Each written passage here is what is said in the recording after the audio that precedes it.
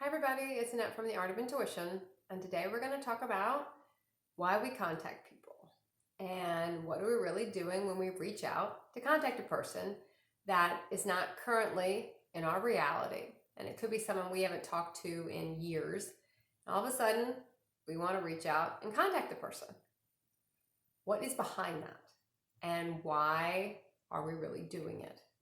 So the one thing that is the most important to remember, I think, there's a lot of important things, but for me, the one that I always come back to, especially when I'm in between realities or trying to tee up a reality or closing out a reality, if it is not aligned, it is not here. If it is not here, it is not aligned in your current reality.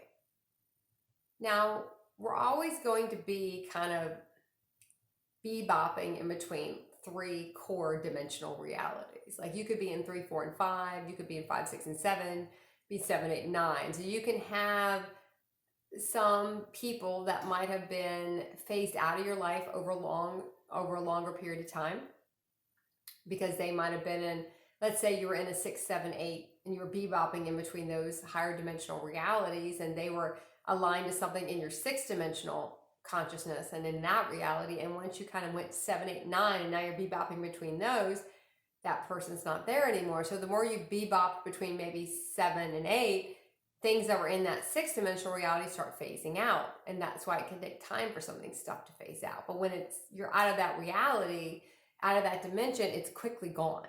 And I'll never be shocked at how fast things move out of your reality when you're completely not in that dimension anymore.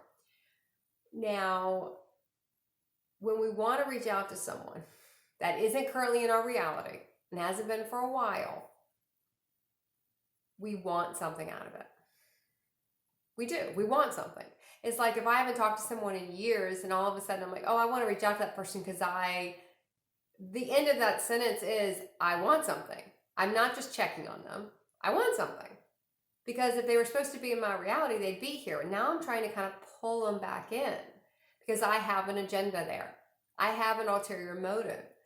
That's why I want to pull them back in. So I don't reach out to people that are not in my current reality and have not been in a while. If I was in a reality that, even if it didn't close out in the best possible place, if it just kind of ended over time, I don't reach out to things that are not here. If they're not in my reality, it's not aligned. I don't reach out to people who are not aligned. Because what we try to do is we're now trying to go back and anchor in a different reality. That version of them we knew is in a dimension we're no longer in. Now that doesn't mean these people don't come back later. That doesn't mean that if I get in a different dimension, they might come back in.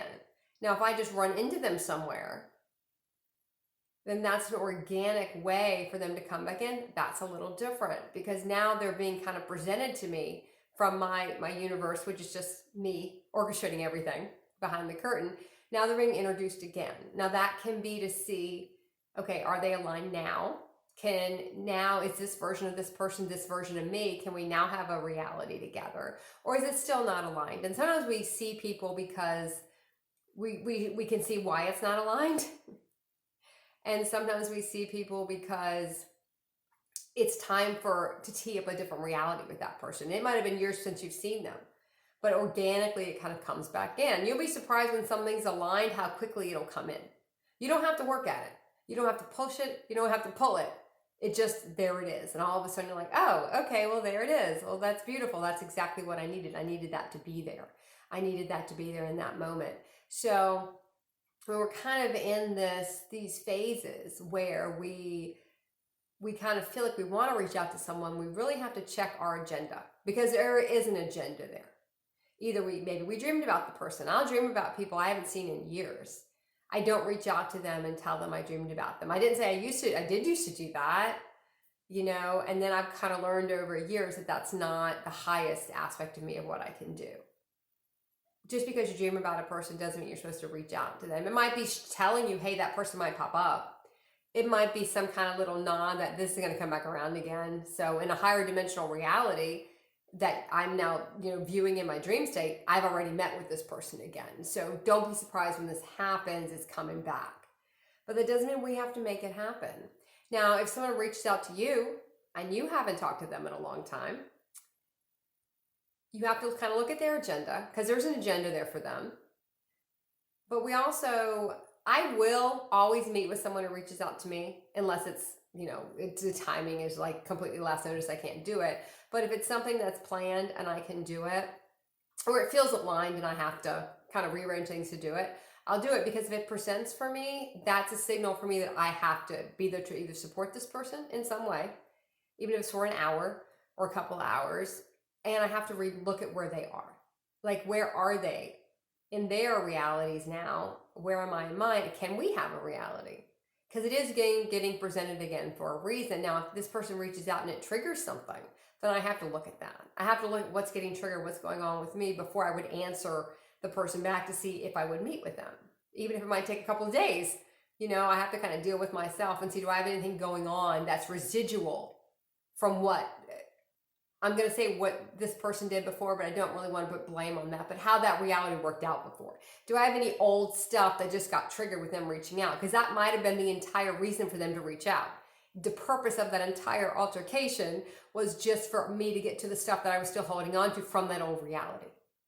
And if it triggers me in any way, if it upsets me in any way, or I'm getting really kind of wrapped up in a reality again that I don't even have yet, it was just maybe the tease of perhaps a reality with this person, you have to look at that and get rid of all the stuff before you enter back into a reality with that person. Because if you go in with preconceived notions about what it was, what happened before, the reality either closed out, collapsed, whatever, it was no longer aligned, and it left your reality, don't expect the same stuff again. But if we're still carrying that old stuff around, we're going to get the same stuff again.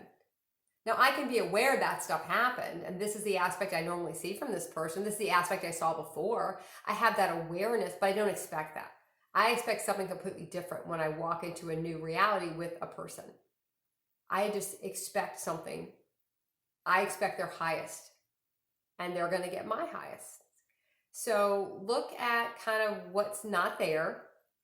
Look at what's coming back in. Look at what you want to try to pull back in, because that's going to tell you a lot about why you want to pull it back in. Because sometimes even when we leave realities, it can take time. Even though we're out of the physical reality, we may not be with this person for a long time, but maybe nothing new has come in and we kind of want to pull back the old. Sometimes we have to wait. There is an energetic clearing. Even if we're not in the physical reality with a person, we're not in the physical reality with anything, there's the energetic clearing of that out of our reality. And that can take sometimes weeks, it can take months, it could take years, depending on how ingrained that programming was.